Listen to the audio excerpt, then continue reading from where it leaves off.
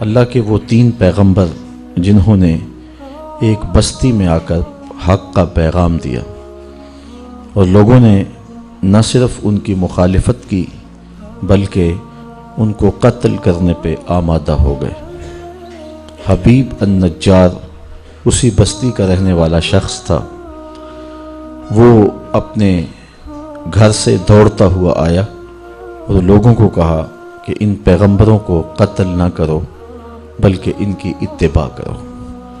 وہ پتھر جو ان پیغمبروں پر برسنے کے لیے آمادہ تھے وہ سارے کے سارے حبیب نجار پہ برس گئے اور وہ شہادت کا تاج اپنے زیب تن کر چکا۔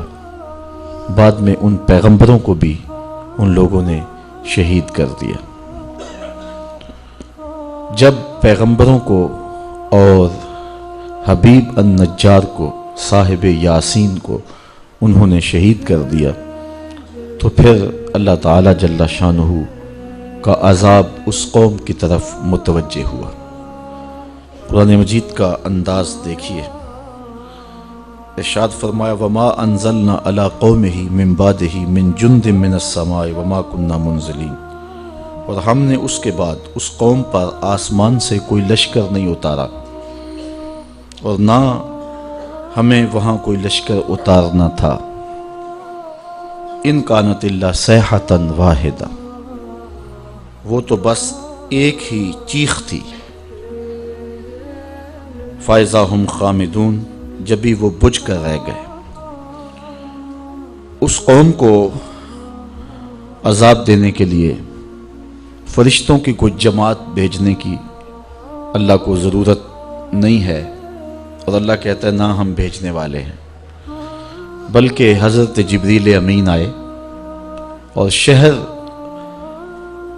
میں داخل ہوئے، شہر کی دہلیز پہ قدم رکھا اور زور سے چیخ ماری۔ انبیاء اور حبیب النجار کو شہید کرنے کے بعد یہ قوم واپس جا رہی تھی۔ پھر کیا ہوا کہ اس چیخ نے زندگی کی حرارت چھین لی اور یہ ایسے ہو گئے جس طرح بجھی ہوئی آگ ہوتی ہے، جس طرح راکھ کا ڈھیر ہوتا ہے، جو لپک لپک کے گالیاں دیتے تھے، چیخ چیخ کے پیغمبروں کی تکذیب کرتے تھے، حق کے پرستاروں، حق کی دعوت دینے والے داعیوں کو نشانہ تضحیک بنا رہے تھے، تمسخر کر رہے تھے۔ پھر کیا ہوا کہ زندگی کی حرارت چھن گئی اور وہ بجھی ہوئی آگ کی طرح ڈھیر ہو گئے، زندگی اچک لی گئی، حرارت چھین لی گئی، زندگی کا سارا جمال سلب کر لیا گیا، تو وہ گھروں کو بھی واپس نہیں پہنچے کہ راستے میں ڈھیر ہو گئے۔ تو اللہ فرماتا ہے کہ اس کام کے لیے، ان بدبختوں کو سزا دینے کے لیے ہم نے کوئی لشکر نہیں بھیجا، بلکہ ایک چیخ ہی ان کے لیے کافی تھی۔ یہاں مفسرین نے ایک سوال اٹھایا ہے، وہ یہ کہ اللہ کی عادت نہیں ہے کہ وہ کسی قوم کو سزا دینے کے لیے فرشتوں کے لشکر بھیجے۔ کسی کو اٹھایا جبریل نے ہاتھ پہ اور آسمان تک لے گئے اور پھر الٹ دیا، کسی کو پیس کے رکھ دیا گیا، کسی کے لیے مچھر ہی کافی ہو گئے، کسی کو ابابیلوں نے برباد کر دیا۔ لیکن اللہ قوموں کو برباد کرنے کے لیے فرشتوں کی جماعتیں نہیں بھیجا کرتا، اور یہاں قرآن میں کہا گیا۔ لیکن قرآن میں دوسرا مقام اٹھائیے، جب بدر کا میدان سجا تو اللہ نے ایک نہیں ہزاروں فرشتے بھیجے۔